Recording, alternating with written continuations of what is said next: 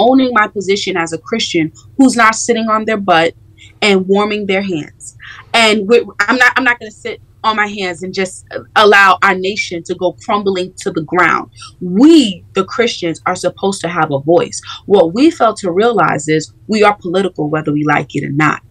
Our God has given us laws that we as Christians are supposed to live by and are supposed to speak on and enforce in our own nation, whether it's in America or Timbuktu, right? So now when we say, okay, we don't want to be political, we don't want to get involved, we are going against a direct mandate, and we are also depraving ourselves of our position as the ecclesia. The ecclesia are the people who gather together and they talk about foreign policy. What is our foreign policy? Kingdom policy, heaven policy on earth as it is in heaven, right? We talk about what's going on in the nation. How is God prevailing? And all of these things that oppose God, we are supposed to speak against. That's BLM. That's gay marriage. That's abortion. That's fornication. That's lying, stealing, swindling, murder. All of these things. We're supposed to speak out against that. Socialism. Socialism is antichrist, 100%, right? So when a Christian does not make their voice known, and they sit in the church and they say, hey, I am not going to bother. I'm going to focus on my congregation. It is absolutely the most selfish thing you can do. We have two missions. We have a submission, which is a wife honoring her husband, a husband loving his wife, right? Honoring your mother and father. These intricate details of being a Christian, those are the submission once you become a Christian. But the great mission is to go out into all the world and preach the gospel to all the nations that they may be converted. Now, the issue is Satan is doing his job. He wants to bring communism and socialism because it puts him in domination. It puts him in rule. So he's going out into all the world. He's getting into your kids' schools. He's getting into your government seats, and he's doing his work while we're sitting in our pews and just collecting tithes.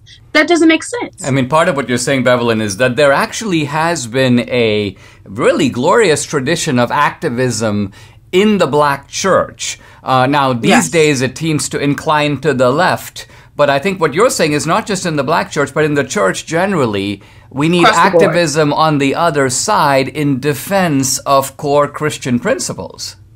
That's right. That's right. I'm not going to, for me personally, I'm Black, and I will use that as a tool to confine the wise. But more than anything, I'm a Christian. You're Indian. You're not going to use your background to be all that you stand for. At the end of the day, you're a Christian. Your wife is Venezuelan. She's not going to use all of her Spanish culture to just say, okay, it's all about Spanish. No, it's about God. It's about Jesus. That is the meat of the day. And I believe us Blacks, we've gotten distracted. We've gotten distracted. And now in that, we've pushed civil rights, right? And of course, it was a beautiful thing, all right? But I honestly believe it was the worst thing that ever happened to the Black community. We started knocking on the government's door, asking them to accept us. And the reality is segregation and all of that was not in the whole of America. It was only in the South. Let's not forget, in the North, it was totally different, right? You have some Blacks that were never, their ancestors were never slaves. And I mean, Philadelphia, that was where you went to have freedom. Harriet Tubman left from Maryland, 100 miles up. She's in Philly, she's free, right? So we're not looking at the whole of the matter. The reality is my color did not go on the cross for me. We have kingdom work to do. But if we continue to focus on color, it's going to hinder us from the Great Commission, which is going against the kingdom of darkness, which unfortunately right now in this nation is prevailing. The spirit of death upon this nation, I've never seen anything like this before. And we're paying the price because of our silence and our complacency. Bevelyn, that's a really powerful message, and I'd love to have you back. Thank you for coming on. And folks, check her out on Instagram at Mrs. Bevelyn Williams. On Facebook, just Bevelyn Williams. YouTube, Bevelyn Williams. Bevelyn Beatty Williams, thank you for joining me. Appreciate it. Thank you. God bless you.